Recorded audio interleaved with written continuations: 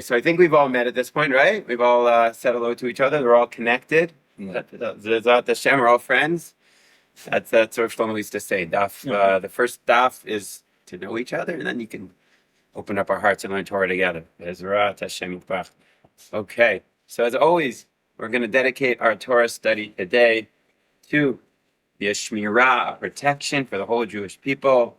Ezrat Hashem, in particular, it should be a cloud of protection around all of our chayalim fighting so bravely, and all of Ezrat Hashem should serve as a sluice to return the chatufim. Everyone should be healed, and only bring bracha and shefa upon all of Am Yisrael. And let us say, Amen. Amen. Ezrat Hashem. Ezrat Hashem. Okay. So, last week we talked about 10 Torah predictions, which unbelievably came true. Most of them were focused on Devarim, Perik, the Tochacha. Those kind of sad predictions, a lot of them, unfortunately. But still unbelievable how they came true. And today's class, we're going to focus more about, most of them a bit more upbeat, more unbelievable Torah predictions, and we'll have to see what are the odds of them coming true, and do they actually come true. But before we jump into the Torah predictions, thank you so much, Rabbi, for printing it out for us. Appreciate it. Another spare one? For organizing all of it. Yeah. If we get the computer. one, so Very good. Very good. But before we jumped into that, I want to actually talk Inyana Diyayma and tell some stories that are related to the concept of Torah predictions. Now, I'm sure that all of us have already heard some of these stories, but what strikes me as amazing is that I have heard 3 different versions, and I'm sure there's many more, but I know of 3 different miraculous versions of the spiritual background behind the miracle that we witnessed this week with the freeing of those 2 refugees. So like we said, I'm sure you guys have heard some of these stories before, but it's still hostages, not refugees. I'm sorry, hostage. I apologize. Hatufim. It's worth repeating. So, story number 1. Why am I starting with this story? Because my wife told it to me, first of all. And then I was late to the morning class I give, and the story that she told me was in my phone. Somehow it clicked in my phone. I don't know how, in one of the WhatsApp groups, and it clicked. And I was like, oh, this is a story my wife was telling me. So as I'm running, I heard this story. So I felt like Hashem was giving me a message that I should retell this story. So there's a woman that is part of my wife's family, Mora Tziri, and she started this new project after October 7th to get many children to say Tehillim together. And every day they have thousands of children over Zoom coming together and saying Tehillim for the protection of the Jewish people. And on Sunday night in America, she had a guest speaker who would excite them, and he was singing. He was a paratrooper, and he got them singing Hamalach HaGoel and Acheno and Am Yisrael Chai, and everyone was feeling very inspired. So she told one of the boys, his name was Moshe Chaim, said, Moshe Chaim, when we say the 20th kapitel of Tehillim, Lam Natseach, Lo Berechav, Lo Basusim, not through swords, not through Hashem, Naskir, and we are saved through Hashem.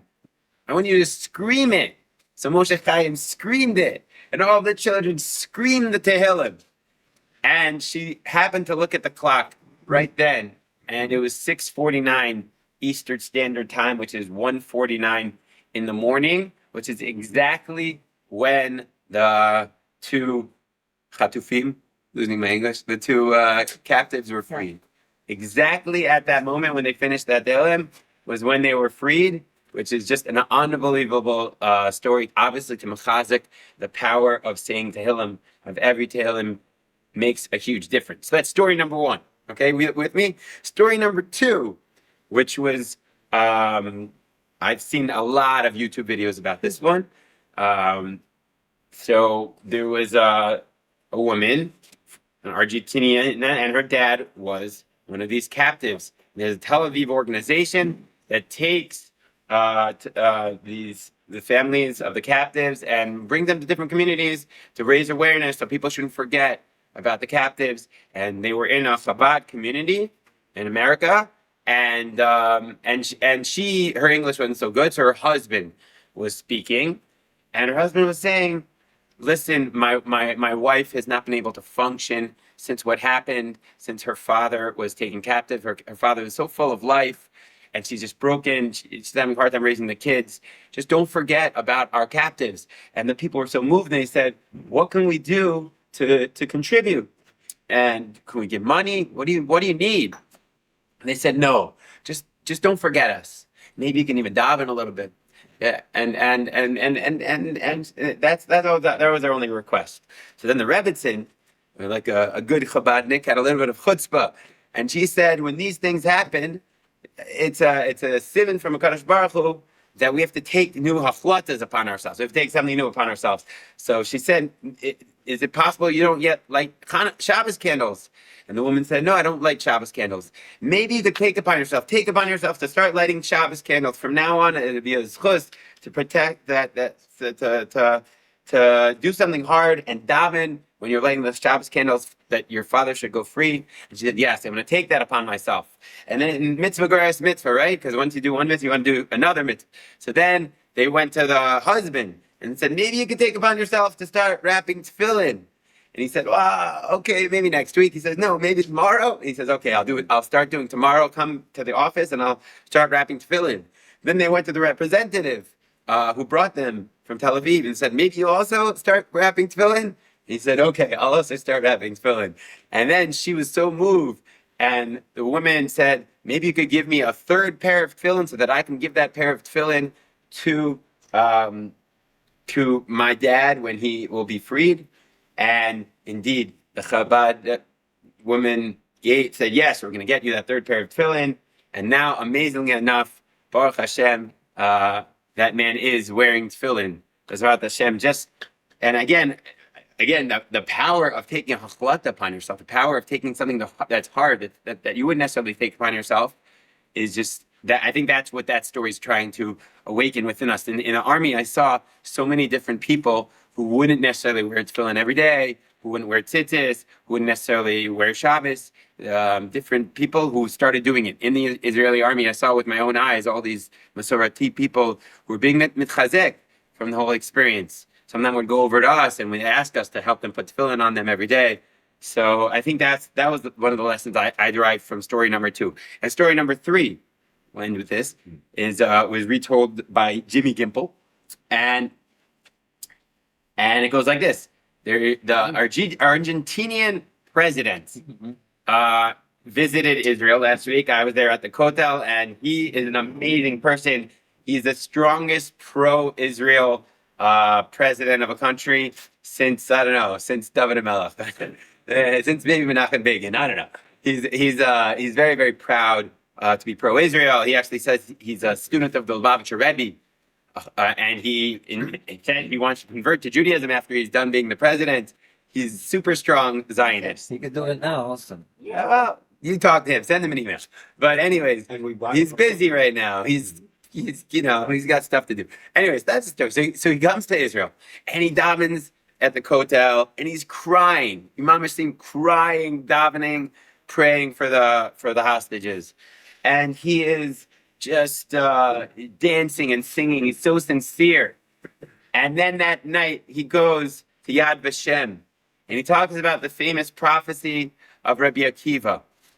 And he says, just as we witnessed the negative prophecies, the wolf on Har Bayis, the Shaul, right? So we're also going to witness the positive prophecies of the Beit HaMikdash being rebuilt. And that's what he says at Yad Vashem. And then that night, 2 hostages from his country, from Argentina, happened to be freed. And to make things even crazier, and this gets back to our original topic, Torah predictions, the Gemara in Sanhedrin, Daf Tzamach Chet Amud Bet, if you want to look inside, says, Rabbi Yochanan Amar, LeMashiach Mashmo. What's going to be the name of Mashiach? This is kind of a funny name, a funny question to ask. Obviously, this is in the realm of Agadata, of teachings with deep meaning that are a bit mysterious. The Dvei of Shiloh Amar Shiloh. Oh, his name's going to be Shiloh. Okay. And there's another opinion that says his name's going to be Yinun. And then, like Chanina. And then there's another opinion, maybe the most famous opinion, that it's going to be named Menachem. Okay? Menachem. But there's a less well-known opinion. Amre Chivra. Okay? Chivra. Which means like white. And like Hayalinu. Aramaic. Shenemar Achen Chalyanu Naso Mechaveno Savlam. It's Aramaic. So, amazingly enough, what is the name of this Argentinian president who came and davened his hearts out at the Kotel? Javier. J-A-V-I-E-R, but the way it's pronounced, Javier, would sound very, very similar to Chivra. I'm not saying it's exactly the same, but it's still pretty amazing that this name of someone who's going to usher in the Messianic era happens to be so similar to Javier. So I'm not saying that he's the Mashiach, don't get me wrong, but maybe it's trying to teach us that the Muna Pshuta of people like this Argentinian president, of davening and singing and praying their hearts out at the Kotel, that's the type of thing that's going to bring the Mashiach. So anyways, to me, I just took all of these things as Hashem being makazik our Emunah. In the beginning of the war, I think everyone just felt supercharged to take things upon ourselves, to say more davening and learning and mitzvahs. And now we're so many months in, after so much bad news, it can kind of be disheartening. And it's hard for us to keep up the intensity of our avodas Hashem. But I feel like this little miracle that we experienced this week was Hashem's way of waking us up again and saying, keep going. Keep pushing. I love when you were taking those little chlotos upon yourself. I'm giving you these little hugs, these little ways of pushing us to keep going stronger and stronger. Bezrat Hashem. Okay, so all of that was kind of a side point, but I couldn't not mention it because I think it was so special. And now we're going to go back to our original scheduled part of this year, which is predictions, prophecies made in the Torah. What are the odds that that's going to happen? And did they actually happen? We're going back to that game. Part 2, probably our final segment. All right. Oh. So, back to the sad stuff. So, there's 2 rebukes. There's 2 tochakas. And both of them actually say the same idea. In Vayikra Chavav, source number 2, Torah tells us, Vashtimoti ani et haaretz. After you sin, if you sin, I will destroy the land. V'shamu alea oivechem hayoshvim ba. And the land will be destroyed, will be made desolate. Okay? Empty. V'etchem ezra b'goyim. And I'm going to throw you into the nations. V'arikot yachrechem cherem, and me sword. V'ayta artechem shmama. And your land will be desolate. It stresses it again. And there's going to be swords throughout your city. Pasuk Lamed Az tirtzeh haaretz et shabtotea.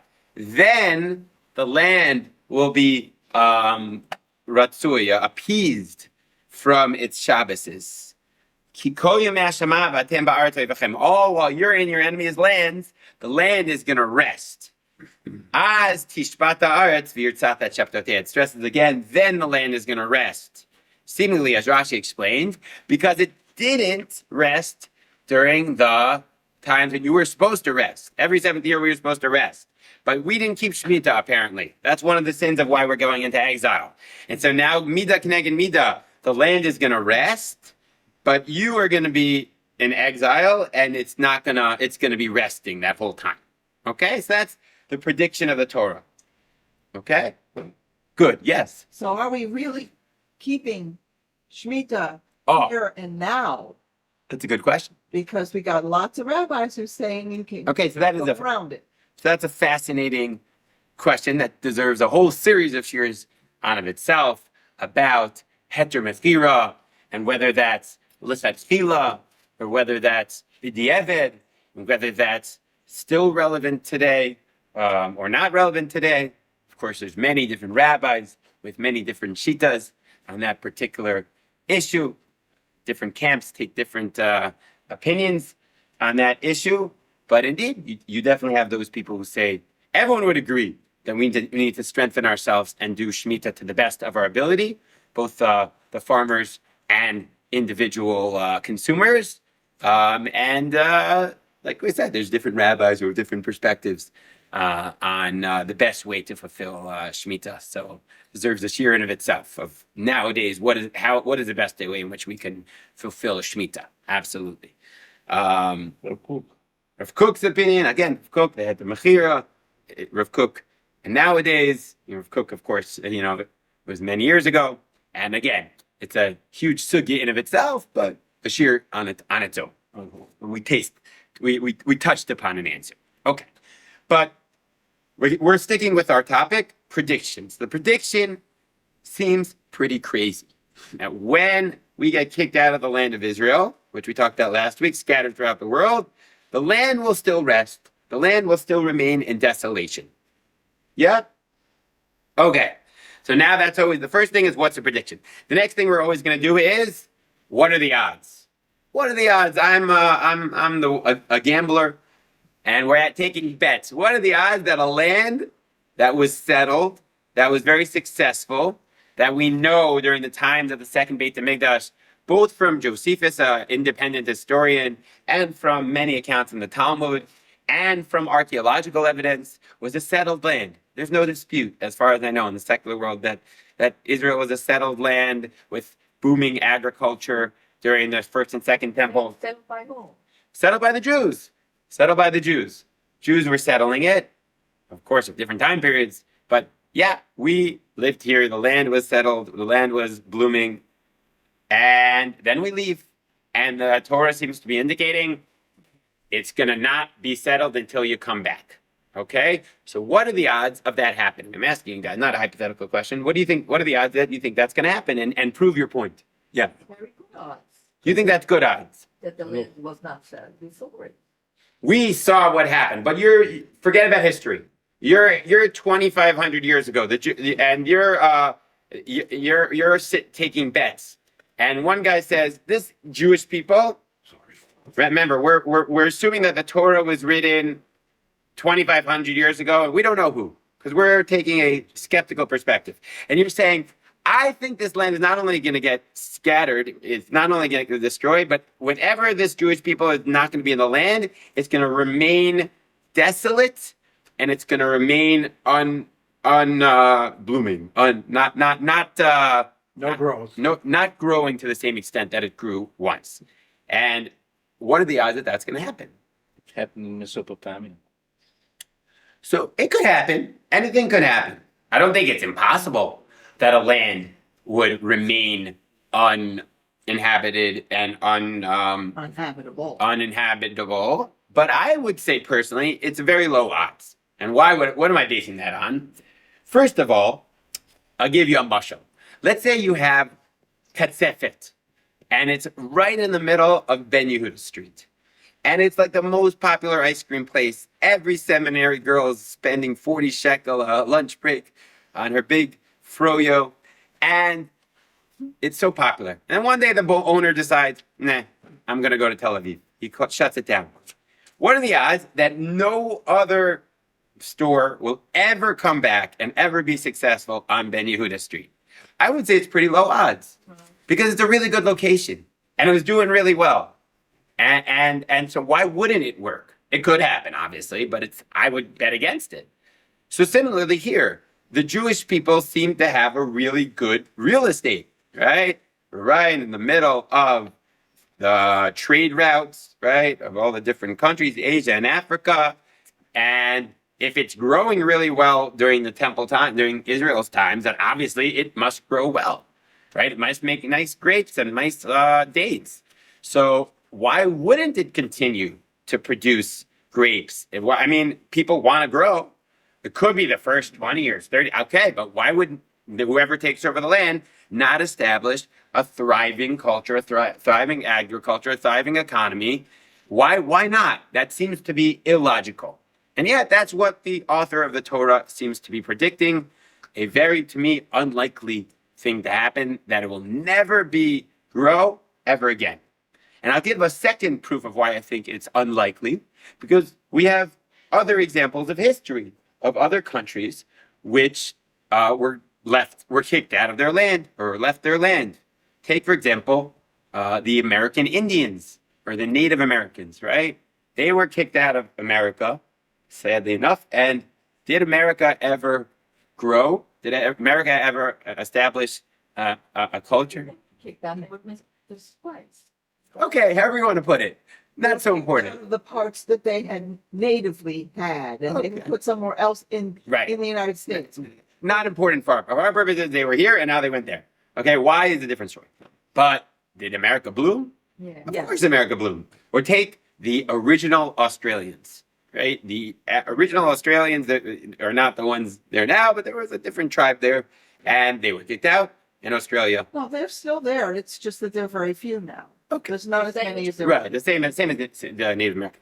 But same concept. And this is actually, I mean, you can really go to any country in the world. It's not such a hit. Any country that people get kicked out and it eventually gets settled. That's just the way of the world. It's not so crazy most of the time. So if I'm a gambler, I'm assuming, I don't know, this Torah author, it seems a little crazy. It seems a little wild and crazy. Let's go see this inside a little bit in the source sheets. The rabbi, I forgot to bring down one more source related to this in Devarim. The Devarim Chavtes writes, there's going to be a Gentile is going to come from a far land. You're going to see the affliction of the land, and all the bad things that happen. Wow, it's been burnt, like it's totally devastated by sulfur and salt.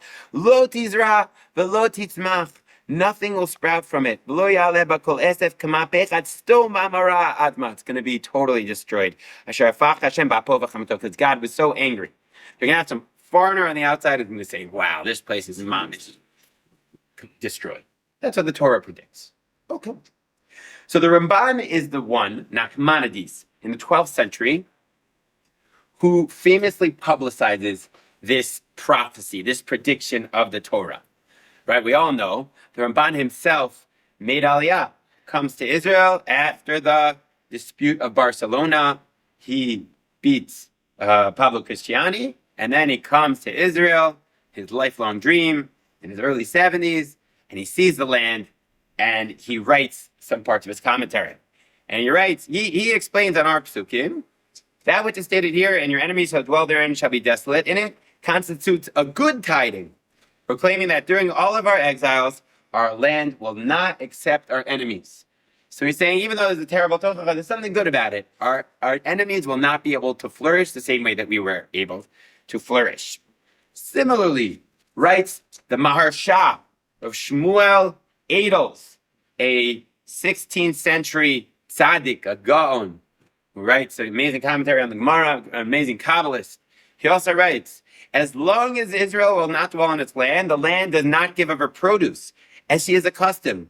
When she will begin to reflourish, however, and give her of her fruit in abundance, this is a clear sign that the time of redemption is approaching, when all of Israel will return to their land, as the Gemara in Sanhedrin also writes, okay? So he takes it further and says, when the land comes back, we know the Mashiach is on her way. Okay, as we'll get to talk more about that in a few moments. So, the Ramban continued. When he got there in the 1260s, what shall I tell you concerning the condition of the land? She is greatly forsaken, and her desolation is great. That which is of greater holiness is more desolate. That which is of lesser than that which is of lesser holiness. And what was the most destroyed place, the most desolate of all of Israel? Here, Yerushalayim. Yerushalayim, after all of the different crusaders and the Mamelukes and all the different fighting and the wars and all the terrible things that happened historically here, how many Jews lived in all of Yerushalayim? 2 Jews. Oh, two. 2 Jews. 2 tanners. He found 2 tanner Jews, who I guess were employed by the Muslims who ran the place at the time. He went to Hebron. And, sorry? He went to Hebron. He went to Shechem. He finally arrives in Yerushalayim. And he gets on his knees and starts rebuilding a shul. The Ramban synagogue is famous. So that's the story of the Ramban seeing the desolation and yet feeling the Shekhinah when it comes to Yerushalayim Ir HaKodesh. Okay? In any case, for our purposes, what we're seeing is that this prediction has come true. That the land is remaining desolate. It's remaining destroyed. It's remaining uninhabited. Of course, he was not the first. He's just the most famous. Another famous tour guide is this week's Parsha, Kaftor B'Perach. In the menorah, we talk about the different knobs on the menorah. So Kaftor B'Perach is also the name of a famous rabbi, Ishtar Parchi, who us tour guides like to quote a lot, because he toured the land. And he talks also about the desolation and the destruction of the land. There's also many Christian tourists, and other great rabbis who all throughout the generations toured the land, and they all are telling the same story, that for most of history, the land of Israel remained desolate, uninhabitable. Now, I'll be honest, not completely, not everywhere. Of course, there were certain time periods where certain areas were settled. Okay, right. We know the Crusaders settled a little bit here, and the Byzantines settled about here, and the Mamelukes settled here. I'm not claiming that no part of Israel ever had any civilization or any blooming. I don't think that would be accurate. But what I am claiming is that nothing that compares to the way it was during the Second Temple period, and nothing certainly that compares to the way that it is today. So comparatively, it was not settled. Yeah. And probably that these people who tried to settle the land, they attempted to do it, but they weren't able to permanently settle there. And that's why we didn't find them there when we came back. Exactly. And that also is unbelievably miraculous. It's 2,000 years is a long time.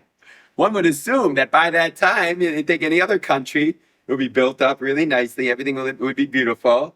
And yet, when the Jews got back here in the 1880s, it was still a relatively desolate area. Okay, I know that's politically controversial nowadays to say that, ironically enough, but it's a fact, whether you like it or not, that most of the land was unsettled, and the Jews, the early Zionists, come back, and it's not an inhabited land for the most part. Of course, there are particular areas where some people lived, Bedouins were living in certain areas, but for the most part, it was an uninhabited land, which is what allowed the Jews to start buying back land and coming back to Israel, as we're alluding to, as we talked a lot about last week. But again, focusing more, all we're showing is that indeed this prophecy came true of the land being uninhabited. When I came to Israel in 2011, when I used to go to the Dead Sea from Jerusalem, after Ma'ale Adumim, it was all desert, all sandy. Yeah. If you go now, it's full of greenery. Amazing. It's in the open land. It's not there are no acclaim there, Right. but naturally, It just on its own started blooming. yes. Wow, that's amazing. That's an amazing story. Amazing. Yeah, so sometimes it's through our hard work, and sometimes Hashem just does the work for us. Unbelievable. So getting back to Devarim, remember I brought in Devarim, how a foreigner is going to come to your land and be like, wow, astonished, this place is so destroyed. So very famously, Mark Twain wrote in his book, Innocents Abroad, of all the lands there are for dismal scenery, I think Palestine must be in the prince. The hills are barren, and they're full of dull color. They're dull of color. They're of unpicturesque in shape. The valleys are unsightly deserts, tinged with a feeble vegetation, and that has an expression about it of being sorrowful and despondent. It just looks sad, in other words. The Dead Sea and the Sea of Galilee sleep in the midst of a vast stretch of hill and plain wherein the eye rests upon no pleasant tint. It is a hopeless, dreary, heartbroken land. So it's kind of being funny, but it's kind of sad. The land just looks sad. That's what Mark Twain said. And we'll take him for his word. He has no reason to exaggerate. That was the state of the land in 1867. And now you look around, obviously that is not the case. in terms of the settling on a civilization level, another non-Jewish historian, Sir John William Dawson in Modern Science and Bible Lands, source in the third page, writes, until today, no people has succeeded in establishing national dominion on the land of Israel. No national unity or spirit of nationalism has acquired any hold there. The mixed multitude of itinerant tribes that managed to settle there did so on lease as temporary residents. It seems that they await the return of the permanent residents of the land.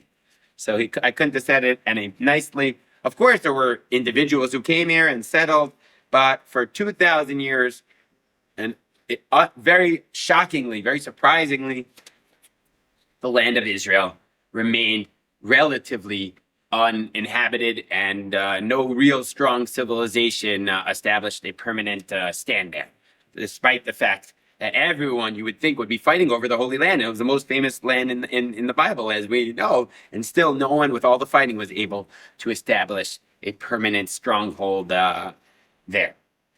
Raman finishes, this is a great proof and assurance to us. From the whole inhabited part of the world, one cannot find such good and large land which was always lived in, and yet it is as ruined as it is today. For since the time that we left it, it has not accepted any nation or people. They all try to settle it, but to no avail. By the way, Derech Agav, this is all on a biblical level. It's amazing because you often see that the Torah makes the land of Israel, like it gives it a personality. It says it's going to spit you out if you're bad. It talks about the land as if it has like human emotions. And that's pretty amazing. That's exactly what we see. It's loyal, as Rav Soloveitchik writes, to its people. When we're here, it sprouts. And when we're not here, then it doesn't. And that's just unbelievable. And it's sad for us. It misses us. It misses us, yeah. Im habanim smecha. And when we come back, it literally loves us. And it's like a mother bringing us back home, gathering us back home. Did you read it? I've read the Kitzer version. They have a quick version. V'nachon. It's a beautiful. Rabbi Sprecher was very fond of Mabonim Semech. He was always speaking about it. Yeah, indeed. All right, so I think we've established prophecy number one, prediction number one, the land will remain desolate, pretty unlikely, and yet it happened.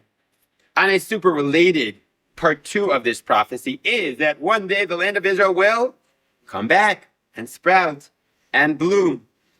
Okay, just to look at this inside, we have the holy prophet Ezekiel, Yechezkel Hanavi, writes so beautifully, Ve'atem, in the 36th chapter, Harei Yisrael, mountains of Israel, Anpechem titnu, Uperiachem tisu.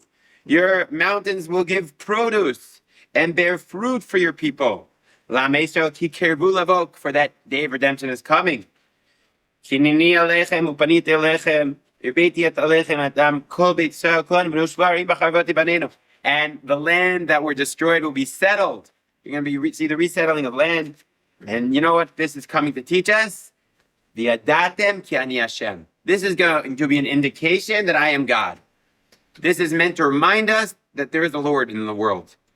Okay? That's what Yechezkel says. And one day, this land is going to start producing fruits, producing its fruits once again. And on a similar prophecy number 3, on a related note, the prophecy of Yeshayahu, Perek Lamed Hey, Paruch Tifrach v'tagel af gilat v'ranen k'vod almanon nitan Hashem hadar karmel v'ashron ha'an yiru k'vod Hashem hadar Eloheinu. It shall blossom abundantly. It shall exalt and shout. It shall receive the glory of Lebanon. The splendor of Carmel and Sharon. They shall behold the glory of God, the splendor of our God. This is referring to the blossoming of the Negev. Okay, that one day this desert, that nothing, very hard to get anything to blossom, and yet one day Isaiah prophesies somehow miraculously this is going to blossom. And sorry, I don't have color, but still, nonetheless, you get the idea. If you look at the next page, you see this beautiful flowers and beautiful agriculture, which is in the middle of a desert. Okay, look it up on Google Images. You'll see the beautiful red flowers, which start blossoming in this time of year. And we nowadays, actually, Israel produces 3 times the amount of dates and exports 3 times the amount of dates as America. We make more medjool dates, which is the most popular type of dates, than all of America, and which is unbelievable. And I could go on and on and on, but I think we all know. We just see around us. If you traveled down to the Jordan Valley, or if you traveled up to the north, or you just really travel anywhere in this country, you're going to see unbelievable agriculture. You're going to see what was going on in Gush Katif before we gave it away, and just the unbelievable agriculture that's sprouting anywhere, including in the Negev. Yeah. And in Ma'ale Adumim, when you ride the bus there, Yeah. and you first go in, you see especially in the summertime, you see the Blossom. fruit. You see the dates, the date trees lining the streets, and you see the fruit. Not fun. It's amazing. It's amazing. So we mamish don't have to use our creativity. Just look outside and you're seeing this prophecy coming true. Yeah. Yeah. Our first trip to Israel in 2005, we traveled up Route 90 to Sfat, and driving, and it's pretty boring. It's just like sand, go over a hill and boom, there's these state orchards. I don't know. Out of nowhere there. Yeah, just like in the Torah, when the Bnei Am Yisrael is walking, there's 70 dates. And then when I go down to the Yam HaMelech often with tourists, and you see all the out of nowhere these date trees just blossoming. Now, to be clear, obviously the blooming of Israel has also to do with the hard work and the genius of those hardworking Zionists. There's no doubt. Actually, this prophecy that I was reading of Isaiah, of Yeshayahu, was on Ben Gurion's desk always, because he was a big believer that one of his dreams was to make the desert bloom, to use Israeli Jewish minds and to sprout the desert and to show the world that we can take desert and make it bloom, and using amazing, drip drop agriculture and taking water from up north and finding the exact types of water and all the genius technology and hard work that Israel has done has made this come true. But we know that it also fulfills the prophecy of HaKadosh Baruch Hu, and obviously nothing can go without Siyata Dishmaya, without Hashem's help. So here we see the teaming up of pure desire of those Zionists and also Hashem's prophecy coming together. Does the land grow for the Arabs? Does the land grow for the Arabs? Well, certainly not to the same extent as for the Jews. I'm not going to say there was never any, there's been a long history. There were certain agricultural successes in certain areas, but certainly you can't compare the agricultural success of the land of Israel when other nations, including the Arabs, were here as compared to today. I think Gush Katif is the best example of that, when it was just unbelievably, most successful agricultural in the world, and then we give it away, and look what's there now. Nothing. Absolutely nothing, and worse. So I think that's the most palpable example of this prophecy and its contrast, sadly. It also tells the world, if they would look at their Bibles, it would tell them that they're liars. The Arabs are liars when they say this land is theirs and they have to kick the Jews out, and so on, because they will not grow anything here if they manage to do that. Again, it will happen. But we don't, but Hashem says that it won't. Hashem says it's going to grow. Hashem says we're going to be here always now. Be'ezrat Hashem. Be'ezrat Hashem. More and more and more. Amen. All right. Beautiful. Let's back to our topic. So we did prophecy of interdependence of the land blooming, and the Negev blooming. Unbelievable. We see it in front of our eyes. Let's talk about another famous prophecy that we've all heard of, and that is the whole. Before Yeshayahu, let's go to Avram Avinu. If you look in Bereshit Yud Bet, Hashem tells Avram Avinu, I'm going to make you a great nation. I'm going to make you a great name. And you will be a blessing to the world. And those you bless, you will be blessed. And those you curse, you will be cursed. And all those who blessed you, and you are going to be a blessing for all the families of the earth. The children of Abraham are going to be a blessing, are going to bring blessing to the whole world. Or, said a little differently, Yeshayahu writes famously, nations shall walk by your light. You're going to be a light to the nations. Or as Hashem told Am Yisrael, Mamlechet Kohanim v'Goy Kadosh. You're going to be a nation of teachers. You're going to teach the world the ways of HaKadosh Baruch Hu. So that's the prediction, that we, the Jewish people, are going to have an exceptional, disproportional, positive effect on the world. Okay? That's the prediction. Now, if I were to make that prediction 2,500 years ago, 3,000 years ago, about the ancient Girgashites, or the ancient Hivites, or even some other country that survived somehow. I don't know. I don't want to make any other countries mad at me, but just take any other random country with the same population of the Jews at that time, and we said, you're going to be the light to the nations. Would that prediction have come true? I think the answer is probably not, at least not for most of them, because most nations have an effect proportional to their population. Okay, some a little bit more, some a little bit less. But, I wouldn't assume that this particular nation, the Jewish nation, would have a bigger effect than any other nation statistically. There's no particular reason why I would imagine that, this particular nation would have such a big effect. Okay? Agreed? You with me? Now, part two.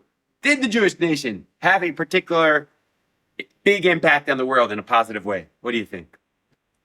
Have the Jewish people have it? Huge. Throughout the last 2,500, 3,000 years of history, have we had a big effect, a disproportionately big effect on history? Well, Absolutely. tell me how. Explain to me how. Give the Only proof. effect. Not at all, just in the last. Okay, so you're already talking about the last 100 years. Let's go back a little bit before. Let's go with chronologically. Nothing. No, I think we made some big impact on the world, not just in the last 100 years. Monotheism. So some of the big things that I think. Christian made it, not us. No, I would disagree. I would say that actually. We didn't spread monotheism. Okay. Monotheism. Okay, so let's start with monotheism, since that was the first topic we brought up. Monotheism is the belief of God. We know that the world did not always believe so strongly in one God. And nowadays, a good, 50-60% of the world believes in one God. And they didn't always. Now, the Jewish people happen to believe quite strongly in the concept of monotheism. It's a big deal in the Torah. And I don't know if we invented the concept. Maybe there were other religions who had a similar concept. But we certainly popularized the concept to a great extent. And you're right that other nations who were inspired by Judaism, like Christianity and Islam, spread it further, as the Rambam says, and made it even more popular, which the Rambam says is Siyata Dishmaya, was a part of God's plan. So I'm not going to say that we're the only ones who get credit for this one, but certainly we were the ones who initiated that made Christianity and Islam jump on our bandwagon. So I think definitely we get some credit for monotheism. And another one that I think we certainly get some credit for is the Bible, the Torah. Itself. It definitely it has had a huge impact. I don't think there's anyone who would argue, no matter how religious you are, that the Torah, the Bible, has had. You'd have to be completely ignorant of history to claim that the Bible has not had a huge effect, and I think a very positive effect on world history, on ethics, on morality, and that would not exist, obviously, if not for the children of Abraham. What other concepts are connected with the Jewish people? How about the concept of V'ahavta l're'echa kamocha, which Christianity claims also to be their main tenet? Where do you think they got that idea from? Loving your fellow as yourself, social responsibility, basic concepts of social justice, basic concepts of the yearning for peace, like Yeshayahu talks about so much peace as an ideal. These are things that the world takes for granted nowadays, but they only take it for granted because we popularized it and kept pushing for it for all these years. These are ideas which were initiated by the Torah, by different prophets, by different visions of the Torah. And I definitely think we get a lot of credit for spreading these ideas to the world. Shalom Achshav. Shalom Achshav. Okay. Bezrat Hashem, we should have Shalom Achshav. I agree. Please God, we should have the Mashiach, we should have Shalom Achshav. Now that's in the bigger picture in the first 1,000 years. You guys also pointed out that just in the last 100 years, 50 years, 10 years, the Jewish people have had a tremendous effect upon the world. For example, there's been a lot of big Jewish thinkers that have enlightened the world in huge ways. Okay, maybe some of them more positive, maybe some negative, but a lot of big ways. Who are some famous Jewish thinkers who've had a big impact? Throw some ideas out there. Maimonides certainly has had a huge impact on the world. That'd be a big one. Maybe Albert Einstein would be a big Jewish guy. Maybe Karl Marx. Maybe you don't like some of his ideas, but he certainly had a big impact on the world. But nothing, Sigmund no Freud. Jewish content. No Jewish content. That's true. So Karl Marx, I think, and Sigmund Freud would be big Jews. Whether they brought light or less light, I think is a good discussion for another matter. It depends who you ask. But certainly they had a big impact. My favorite would be Mel Brooks. Mel Brooks, okay. Whoever invented Waze, that guy. Whoever invented all those nice Israeli apps, all the amazing Israeli technology, like drip drop irrigation, just helping all those African countries. All of the desalination, which is going to save thousands of lives. And how about aspirin and penicillin? Aspirin and penicillin. I didn't know that was invented by Jews, but Medicine. I'll take your word for that. 4 months ago, I was sent our super. Yeah. Okay, I still think it's had some sort of good impact on the world, even if it's not perfect. And what else comes to mind? The fact that 23% of Nobel Prize winners have been Jewish when we're half of 1% of the population is exceptional. And I don't know how a rational skeptic would explain the fact that 23% of Nobel Prize winners, most of them, not all, there's some notable exceptions of Nobel Prize winners who haven't brought good to the world, like Yasser Arafat. But most of them have actually brought good to the world, a good chunk of them, and a ridiculously high percentage of them were Jewish. Bringing light to the world. How do you explain that if you're a skeptic? All the great effect that we brought into the world. I think the simplest explanation would be that's what the Bible predicts. That the Torah says this. That's the best answer. Any other explanation to me is just a wild guess. Norway is promoting Hamas for Nobel Prize. Okay, so then we'll have another one on the list of unbelievable. Okay, Yalla. Let's continue because we have 12 minutes left and we're doing great. All right.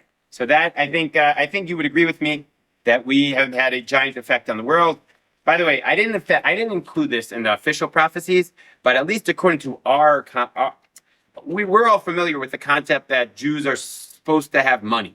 Not every Jew, don't get me wrong, but there's a concept of when God blesses Avram, it refers to money. Rashi says it refers to money. Perhaps Beruchush Gadol refers to this. And it's a known fact that the Jewish people statistically, not every individual, but statistically are the most affluent people in the world. Certainly. Actually, I think it's the Episcopalians. Seriously. I don't think that's true. From what I saw, it is the Jewish people, and the Japanese are number 2 in terms of riches and also in terms of intelligence. On IQ, and certainly when it comes to not just average intelligence, but extremely high intelligence, that Jews have a ridiculously high percentage. As I was researching this year, I read a bunch of articles, and they're in academic journals. There's like 10 academians, most of them not Jewish, and they're all trying to figure out a rational explanation for this strange phenomenon of Jews being so smart and Jews being so rich. How do we explain that? Why is that? What is it? Is it their culture? Is it education? Which of course is related to the Bible. Or maybe it's because it was predicted in the Bible that God wants to bring this nation that's going to have riches, that's going to be smart, so that we can have a huge impact on the world as we have. Why is it so many leaders just want to, we want to do something? And I think for me, the simplest explanation is because God built an neshama into the Jewish and Israeli soul that just wants to do, just wants to accomplish. Okay, and I think that's the simplest explanation. Sometimes it has a negative effect because we're such doers that we have a hard time just like chilling, you know? I remember a few years back, I was on a shlichus in Africa, and I was amazed at the Uganda? not in Uganda. I'm connected with the Ugandans also. I have a WhatsApp share with them on Tuesdays. But this is the Lemba tribe in Africa that I did some shlichuyot with them. But anyway, I had some free time, so I was touring the country, and the people were so nice. Like I'm saying, the random Africans, not Jews. They would take me. They had they were just chilling all day. They're hanging out on the farm all day. Why not? I'll take you 2 hours from your place, this place and that place, because there was no rush. They're happy. They didn't have this push to like accomplish all day, write a book, do this, a podcast, like another shiur. It's a very Jewish thing. We have this drive, our neshama that just wants to do something. But anyway, I'm on a tangent. That has a positive and negative effect. The point is that I think that there's also the prophecy of the Jewish riches and Jewish wisdom is also predicted in the Torah. All right. 3 more quick prophecies for the 9 minutes we have left.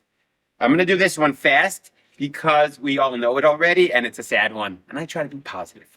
So we alluded to last time that there was also a prediction that the Jewish people will always be enemies. We'll always have enemies. There will always be anti-Semitism. We're going to be, as the Torah says in Vayikra, like a driven leaf. We're going to go from land to land to land. We're never going to find a true home. Whereas in Dvarim it writes, yeah, even among these nations you shall find no peace, nor shall your foot find a place to rest. Hashem will give you there an anguished heart and eyes that pine and a despondent spirit. Again, what are the odds that would happen? If you take any other country, that's not what happens. Okay, most other countries, when most other nations eventually make do with their situation, they settle down in a nation and either they assimilate or they find a little place for themselves. Why should it be that every country is going to give them a hard time? Why should that be? And yet, as hundreds of books that have already been written about this topic, the Jewish people have experienced more heartbreak and more, what's the word I'm looking for? Kicking out, scattering than any other nation in the history of the world. Brought a chart here of just Dispersal? dispersal. That's the word. Yeah. What happened in 1862 with General Grant? I don't know American history very much. You know what? I don't either. I just brought it. I'm not sure. Civil War. Hmm? The Civil War. So what has to do with Again, that? apparently, Jews were kicked out even in America at some point by the South, in the southern areas. I don't know that either. I guess we'll research it later. But I don't know. Yeah, I have a story, because I grew up in the South, Yeah. but later. Okay. Well, right after share, I'll stick around. But what I don't have, again, I don't think we have to dwell on this nowadays. We're just looking around us in 2022, and we all thought we were done with anti-Semitism. That was so, last century. And here it is, comes back with its ugly head, crazy anti-Semitism, even in America. And there's just this pattern, this crazy pattern, where when we get seemingly too comfortable in any land of our enemies, it seems like Hashem is reminding us that that's not our true home.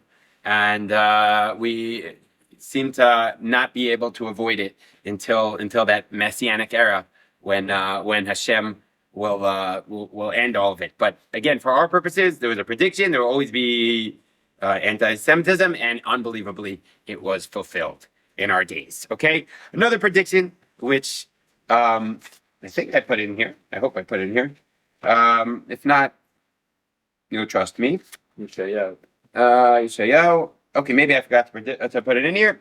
Is that the Torah will never be extinguished. Now, this is related to what we said last week, that the Jewish people will survive forever, which we already talked about. But I wanted to just focus on the fact that the Torah, that says many times the law of the Torah will not be extinguished. This law is forever. It's not in source sheet. It's okay. And the Torah will be forever. And just, it is in there. There it is. Lo yamuchshu mipicha mipi zarecha mipi zarecha marshem matabat olam, like we say in our davening every day. The Torah will never be forgotten, says Isaiah. The Torah will be forever. And how unlikely that is, that the Torah will still be the same Torah. Rav Yaakov Emden writes that it's a bigger miracle than the splitting of the sea, that our Chumash is exactly the same Chumash, with very, very small textual variants that it was 3,000 years ago. just compare it, for example, to the Christian Bible. There's thousands of variants in their texts. And they certainly did not experience the persecution with people having to run away with Talmuds and Chumashes right before the enemy got to us. And yet somehow throughout all the thousands of years, we retained our exact Torah, we retained our Gemara. And not only do we retain it, but we're still keeping it. We're still keeping the law in virtually the exact same way that we did thousands of years ago, not to be expected at all. We would, as we talked about last week, we would expect assimilation. And here we are, thousands of years later, still keeping the law. And in the 50s, it was predicted that Orthodox Judaism, done. It's gone away. It's on the low. Of course, they're just going to assimilate. And here we are, 100,000 yeshiva bufrim, and every day a new kollel pops up, a new learning program, a new this. You just see with our own eyes, the Torah is just getting stronger and stronger and stronger, which is contrary to logic, but exactly as the Torah predicts. Okay, I'm going to end with a crazy prediction or two. The Gemara in Megillah. I happen to be learning Megillah right now with my chavrusa. So the Gemara is an open Megillah. Every yeshiva bachar learns this Gemara. It's wild. It says, Germania shel Adom, Germany of Edom, near Edom, shel male hen yotzim. If they would go out, machriven kol ha'olam kolo, they would destroy the entire world. If they would get together, there's 300 young princes with crowns tied to their heads in Germany of Edom. And 365 chieftains of Rome. And they kill each other every day. And they try to make a king in their place. And so they're not able to unite. Sorry, I cut it off, but the Gemara goes on to say that if they would get together, they would again destroy the world. Okay, so when you read this in yeshiva for the last 2,000 years, you're like, what are they talking about? Germany and Rome, and if they would come together, they would destroy the world. What the heck is this Agadah talking about? And you just move on to the next stuff. But now, with a little bit of hindsight, looking back in history, what maybe is this Gemara talking about? It seems like it's talking about the fact that Germany and Rome, Italy, was able to reunite. Christianity. Right, well, Christianity also is related. And the Holy Roman Empire had 300 kingdoms of Germany. Pretty crazy. And then after Napoleon comes and conquers the Germans united. In 1882, Italy joined forces with Germany and Austria-Hungary, and they stopped fighting. But in 1914, Germany started World War I, causing the loss of 16 million people. In World War II, Germany actually joined together with Italy, and that caused 50 to 85 million people to die, as we well know. When Germany and Italy came together, it was pretty scary for the world. So a little bit of a scary version of an unbelievable Torah prediction in the Gemara itself. And I'll leave for your own reading. I included one more prediction of the Zohar, of the mystical works, about what happens when the children of Yishmael are going to take over the land of Israel, and the end of days in the Messianic era. That's the end of that story. So you can read it on your own. But I think we did a pretty good job of showing that there are many, at least 15, and there's still many more. But I'm just giving a taste of the ocean. Unlikely predictions made in our sources, and yet somehow have been fulfilled. I think this certainly offers evidence, a strong case for the divinity of the Torah, that the author of the Torah was someone who knows what's going to happen in the future, and certainly HaKadosh Baruch Hu knows what the future is going to bring. And Bezrat Hashem, it's going to be good. It's going to be good. He's going to bring Yeshuas and blessings. So shkoyach again for a fun cheer. Hope you guys enjoyed it as much as I enjoyed preparing it and learning it together. And next week, we're going to have a totally different topic. Some totally different genre, different type of style this year. And we've concluded Torah predictions, and we're going to move on to something else. Shkoyach. Yeah.